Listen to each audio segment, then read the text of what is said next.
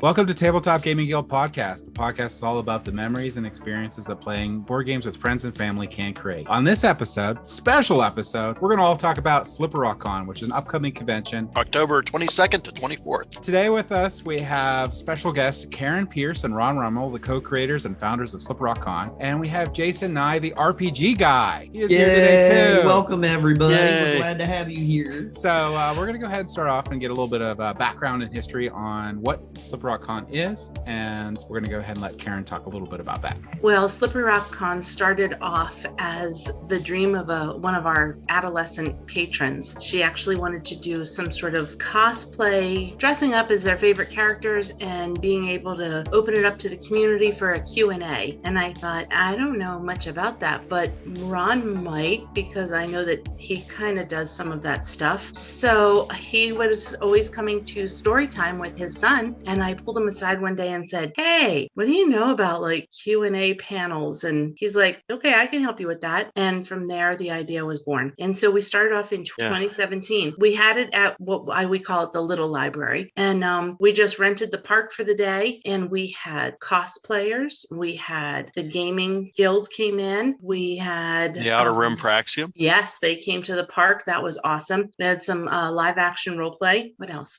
We had pies. We had pies from the Friends group, but we also had cosplay panels. We had a few vendors, and the place actually packed up so much people couldn't find parking. So we did pretty good. It was a lot of fun. Excellent experience. And we said, okay, we can do this again next year. And so we did indeed plan it, except the next year, the library moved into our bigger space. And that was a much bigger undertaking than I was prepared for. So early on, I said to Ron, I can't do all this.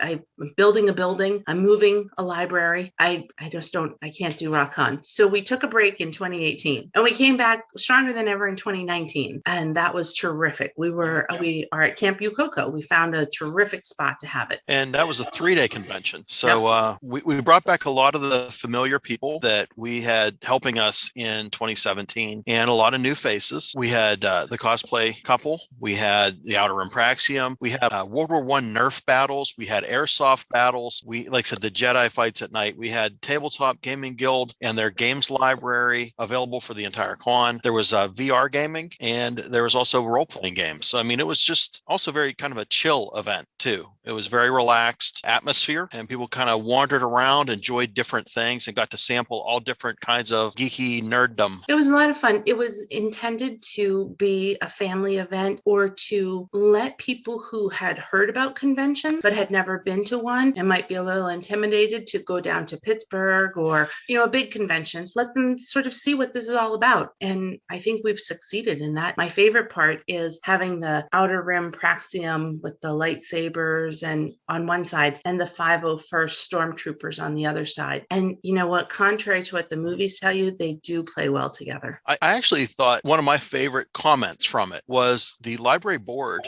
came and they actually worked the front desk for the entire convention, taking money, engaging with people. They were very active. And the conversations I had at the beginning of the event were basically, I don't know what this is about. I'm willing to give it a try. And then as the event went on, this is a lot of fun. And by the end of the event, the next time I want to dress up in a costume with everybody else. So the progression as the convention went on was a lot of fun for me. We also had a great caterer who came in, and her Simplified Meals by Ginger came in and used the kitchen at Bukoko and was able to churn out a lot of great meals for everybody. We had a lot of compliments on that. So, we definitely were bringing them back. We also had the CosVamp, the vampire role-playing gamers, too. So we had a pretty packed agenda. So this year, after 2019, the year, that which shall not be named happened. And again, now we're back to 2021. So it seems like this convention is destined to be every other year. But 2021, we're back at Bukoko, and we want to bring back a lot of the familiar things that people have seen before.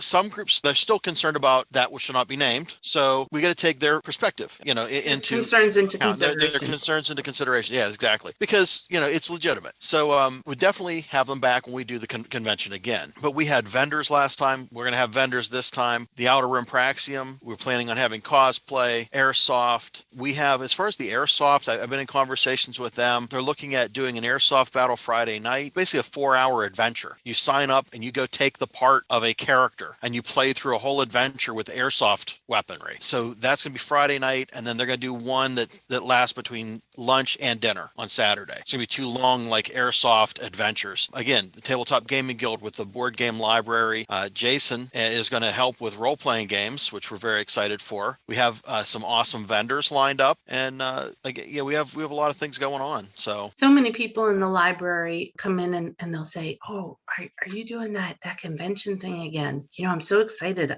I went and I loved it, and I want to do it again." So I'm really the community has really embraced this, and we got dozens of messages asking for more information. So I really think that this is something that benefits the library in a fundraising sort of way, but it also really I think it helps showcase all of those fun, geeky, nerdy type things to the public. We had at the last convention, we had some awesome, we had the Knights of the Arcade came up and kind of capped off the convention on Sunday. They were really well received. We had a nice crowd. It was a lot of fun to have them, and they're an award-winning comedy troupe out of Pittsburgh. Oh, the best part is that they were short a guy. Somebody had developed a cold or something, and Ron stepped in. So he was a guest comedian for a bit, and that was terrific. You do what you got to do. The show must go on. So I wanted to mention real quick that the Slip Rock Con benefits the Slip Rock Library. And when it first started out, I believe you guys were at the Park and Rec facility. Yeah. Yes. And that thing was like maybe the size of a closet, slightly bigger. Wasn't it what, 14 by 14? It was really small. Our library was 283 square feet, so it was just tiny. And now at your new location, I'm not sure what size that is, but it's much, much larger. And you can It offer is more to 8 the times larger. We are about 2,400 square feet. So it's lovely. Yeah, it's a lot better. I still pinch myself some days and I think, oh, thank you, community, for funding this. Yeah, so that's another great benefit of going to the Slip Rock Con. You get to not only have fun and not only be able to meet other people, but you get to benefit a library that gives a lot back to the community. So I just wanted to put that out there, as that is the main focus on the convention, is to benefit the Slip Rock Library, but also you get this great community event that you get to enjoy. It does draw a lot of attention, and it draws a lot of people to the library to see what is this thing you're doing. And it draws awareness that, hey, we have a library and it has great programming in here. Karen, when I met her, I was a stay-at-home dad, and I met her by taking my son to Storytime, like she said. And she does different things where we would actually I know one time and saw a local glass blowing company, and we got to watch them blow glass. We did different story times in different towns. There's actually Slip Rock in Harrisville that she goes to. And just the programming and the care and attention she gives to the children and members of the community are really admirable. And I think that anything you do for this convention is actually it's a very worthwhile cause. Well, thank you, Ron. I love Slippery Rock. I love the community, the whole area, not just the town, but all of my areas that the library serves. And I love being that bridge builder, that connector between what the library has to offer and the people that want to learn more. So the library is a great place to dip your toe into something new, find out if you like it. Yep. And I'm also super excited about we have a couple different things going, like Ron was saying, but one of the big things about the convention is always the RPGs. And I wanted to let Jason and I talk a little bit about his Kaisi Returned and what that's going to do at the convention. I think it's a really nice idea to have open RPGs that allow the public and anyone just to join in to RPG games, learn about the wonderful world of D&D and all that fun stuff. But I'll let Jason talk about it a little bit here. Okay. Now Jason's done talking. No kidding. That's the way it usually goes. But yeah, I've actually been running RPGs with Kaisi Returned every con so far. 2017 2019, now 2021. In fact, my first venture that I ran for Kaisi Returned was at the 2017 con. We ran out of space, actually, and I ended up running my game in the pavilion. I had about 10 people on the picnic table with rocks on papers and everything in order to keep it from blowing away. But we had a lot of fun. Like I said, it was the first time that I ran for Kaisi Return. I'd DM'd before, but ran that. That was a fun adventure. I bring it up a lot. And then 2019, ran a couple others, and I ended up running that one again because we ended up with a table of 8 people who had never played before. They'd played RPGs in general, but they never played with Kaisi. And I had module design ready to play, but it was not designed for that many brand new people. So I actually pulled out the one I ran in 2017 and ran that. But enough about the history.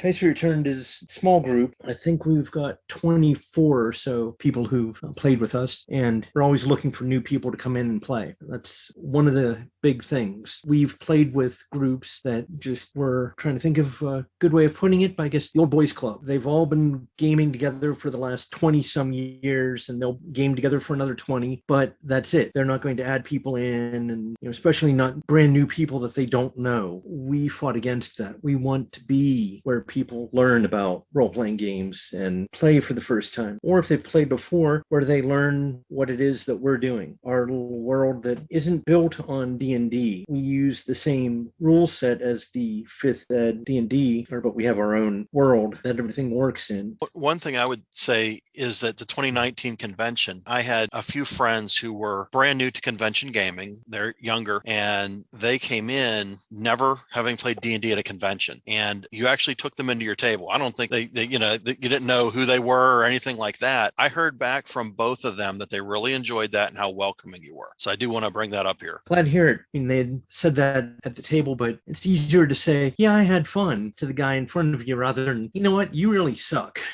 Yeah. You don't really hear that one, but to hear that someone else was told that, yeah, we really liked that, that's definitely something I like to hear. So I've had a lot of fond memories of SlipreRockCon. I just wanted to know what each of your favorite experiences of I guess not last year, but the last SlipreRockCon would be. I actually have something off the bat. That was the first time I actually got to play games with Peter and Dan. I believe we played Mansions of Madness for sure. Yep, we I did. believe we all played that. I think I got a game of Blood Rage in with Dan, maybe. I don't remember. But I remember the Mansions of Madness for sure. That was pretty fun. Yep, that was the first time I ever got to meet Nathan. So you and me did Land, Air, and Sea, I think. Yeah. I game played looks like Firefly, and Peter helped me with that one. And great background, Peter, there. Thank you. So yeah, we played Firefly, and that was terrific. I really enjoyed running that game. It's not a game I get to table a lot, and I don't generally get like all the expansions out and all the full player count. That's one of the nice things I like about this convention in particular is it's a good opportunity for me to get like my epic large player count games to the table. So that Firefly you're mentioning, that's the airsoft LARP they're discussing right now. So excited. So just to give a little scope on there, how many tables does Firefly take up? 20? Not that many, but Firefly is a massive game. It takes up so much space. You need a very large table. I mean, just for the base game, will take up your average table, and then you're pretty much doubling, if not tripling, the board size once you put all the board expansions on. It's massive. Did you guys have any fun moments during the game when you're running around doing your different runs or fighting the Reavers or transferring goods or gambling? Don't remember a specific instance of anything, but I do remember there was a lot of, you get the opportunity to move the Reavers around. And there were some people who were being really nice and moving them away from everybody. I'm pretty sure I kept moving them towards people for sure. So it's always fun. I like the gotcha stuff every once in a while. So, and it's a great game in that you tend to completely forget about like your objectives and just like get into the game and get into the little objectives you are trying to reach along the ways. And so it's a game you can get completely lost in. It's a lot of fun for sure. I was just gonna say I had never played it before, so it was I just remember there being lots of laughter. It's usually a good sign. It is a good sign, right? Lots of laughter. You're having a good time. So probably one of my favorite memories of SlipreRockCon is from the last one in 2019. I was able to run a session of Dungeons and Dragons, and there was a dad there who had been had played before quite a bit, but his son had never played before. And his son was like, I want to say 8 or 9 at the time. And so getting a chance to watch a dad who loves this game, not run it for his son, but play it with his son, like just getting to interact with his son's character. And there was definitely at the end of the session that I was running a floating sword in the middle of the room. And everybody kind of looked to the kid and he was like, I get to take the sword. And he went up and was like, and took the sword and became a champion. And it was a lot of fun. And it's everything that I love about role-playing games, being able to introduce people like that to that type of game with their friends, and again with their dad, with their family. How cool is that? So getting to have those types of opportunities is what makes role-playing games for me, and Slippery Rock Con is another place that we get to do that. So yeah, that's one of my favorite memories.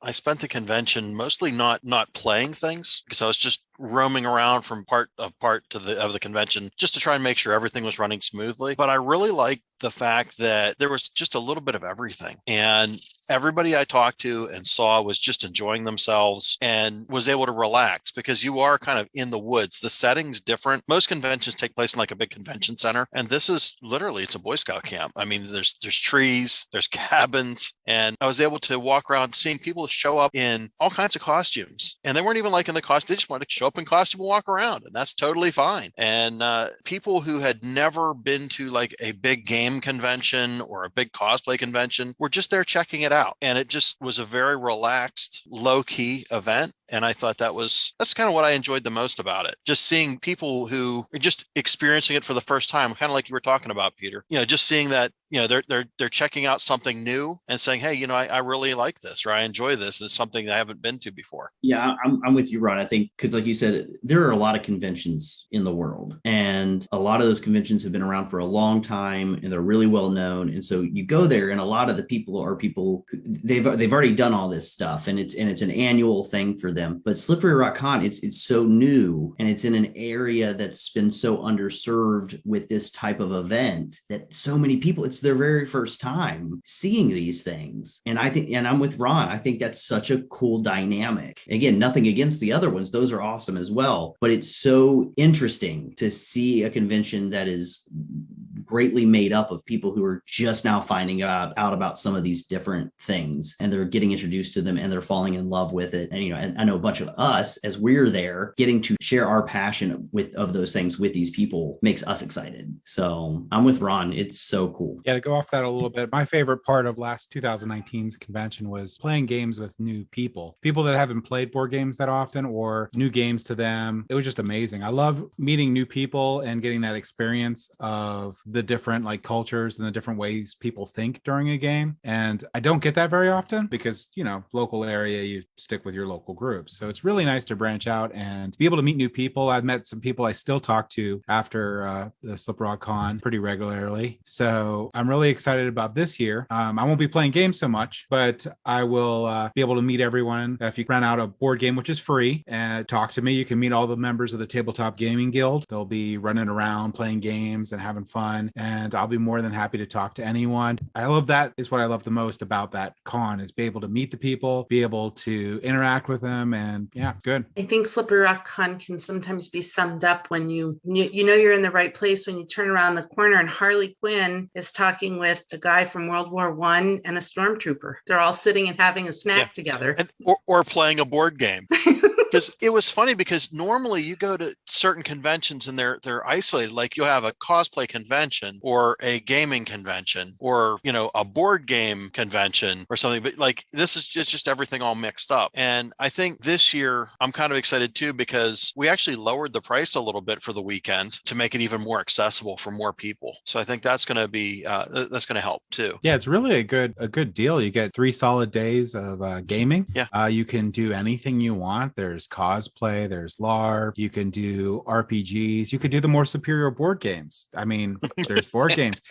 And this year I'll teach people board games with other people that'll teach them. So you'll be able to have new experiences, play some games that you've probably may have always wanted to play that you may not have had or had access to. You'll be able to have access to them now. It's just really, really good and a lot of fun. Yeah, you can sit down with James at a board game and tell him how RPGs are better. It's yeah, no, fantastic. that ain't happening. No, I could tell you about Eric Lang though. I could do that.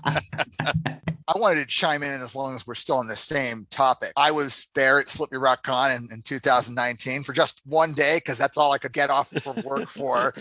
But it was nice to show up and to play board games with the rest of the crew. But my favorite memory from my experience was, of course, that one game of Mansions of Madness that we all played together where Peter went crazy and he was potentially a traitor. We didn't know. That was great. But one of the things I was impressed at from like event management perspective was the fact that there were all these LARPs being offered. The schedule was packed with these LARPs. And that's something that you could do only because of the location that you are currently at. Because you've got this big outside area, you can cordon off an area and have people do like Nerf battles or paint gun battles or whatever else they're doing. Thanks. It was a lot of fun. And the people that volunteered to run those events were just amazing. And we have a lot of them coming back this year. And then other ones that aren't able to do it this year are planning on doing it the next convention. So I know that we definitely have a lot, and we're still looking for more people. We have room. So we have room to put more LARPs in. So if anybody's listening and has a brilliant idea for a LARP and a crew that they want to bring in, just contact us. We might be able to fit you in. Yeah, I know the timeline is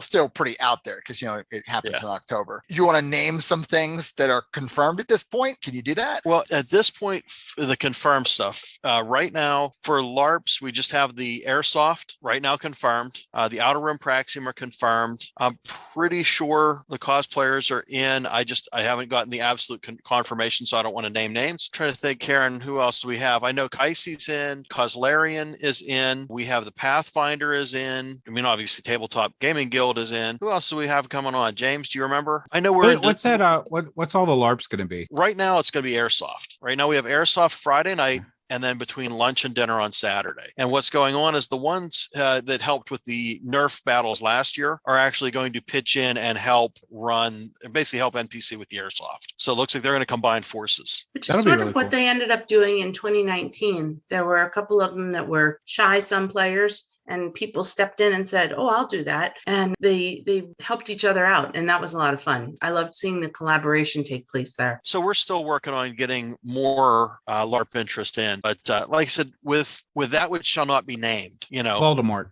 Yeah, a lot of the LARP runners are hesitant to pull in a large LARP. I mean, so that's one thing that, you know, and realistically, that which shall not be named, if it resurfaces, I mean, could be a damper on our convention too. You know, we're planning Dark arts. Yeah, we're planning everything on the event that, you know, this thing's going to happen. We're planning for it to happen. But, you know, if things change, you know, we have to be realistic and we have to look out for what's the safest and what's right to do on behalf of our community. I mean, that's something where the wide open spaces, the trees and, you know, open air really helps to deal with that quite a bit. Yeah. I mean, they have 100 acres back there? Oh, I think it's even bigger than that. But yeah, it's a big woods. Space. The 100-acre woods. 100-acre woods, the Winnie the Pooh LARP.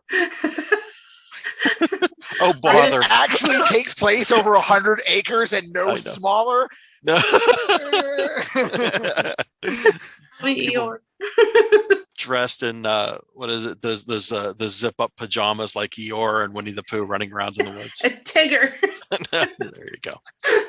I'm not running that LARP. That was scary. I just walk in the woods and I see like a guy dressed up as a ticker. I'd be like, I'm done. Yeah. I'm out. Piglets chasing you. But I was just gonna say, all the buildings are well ventilated. They are. Like the cafeteria, you could open up all the windows, and that's like, yeah, it's a whole wall. So, and they have high ceilings and fans going. So we lost someone. We lost Jason. He'll be back. Okay. I'm assuming he'll should be back. Maybe he doesn't like us anymore. He was offended because we were talking about the Tigger costume. Yeah, I didn't mention this, but Jason's back. Jason's completely scared of Tigger. Yeah. It's a thing. He was like, peace out. He's Peace like, out, Winnie I'm the done Pooh. too. Don't take it from me. Might know me better than I know myself. There's a lot of outdoor eating areas as well, and just lots and lots of space outside. So, And there's nature trails. People were just going on. Yeah. A lot of the cosplayers went and did photo shoots in nature. They just were dressed up. They went, there are different scenic places you can get your picture taken, and they just took advantage of it. So There's lots of trails in there. It's a nice little camp. It really is. It's a beautiful space, and I'm grateful that we have that for the convention. $15 for the whole weekend is about the best price you're ever going to find for a weekend of gaming. Yeah, that's $15 for 3 days. And there's just so much you can do. And we will have a link up for registration fairly soon. We're finalizing hotel information, and then that's all going to be ready and online. And then the different role-playing game coordinators will be adding their games. And we're also going to let people, the gaming times for board games and role-playing games are just kind of open as far as the con's concerned. If individual contributors want to list games, we'll make a Warhorn available for them to list the games. But if people wanted to just run when they showed up, they can have a sign-up sheet available too. Yeah, and I'll put in the link to the Warhorn for registration in the show notes. Launch on demand events. When it becomes filled / when we have enough players, we'll fire. Yeah. And stuff like that too. We're gonna do some cool stuff with the board games. Like if you want to run a board game, just let me know, or sign up on Warhorn, or don't. When you show up to the convention, you can just tell me you want to run a game. We'll make sure you have a spot, get you players. Karen had a really cool idea of having flags out, so you will have those out if you need to have like someone teach you the rules, or you need more players, or you just need help in general. So it'll be a nice open convention, and there'll be a lot of opportunities to do cool stuff. Thank you so much, Karen, Ron, and Jason, for joining us on this special episode. I hope that all of our viewers near the area can enjoy the SlipRockCon. I really highly recommend it. It's awesome. Thank you for having us too. Thank you. Thank you very much.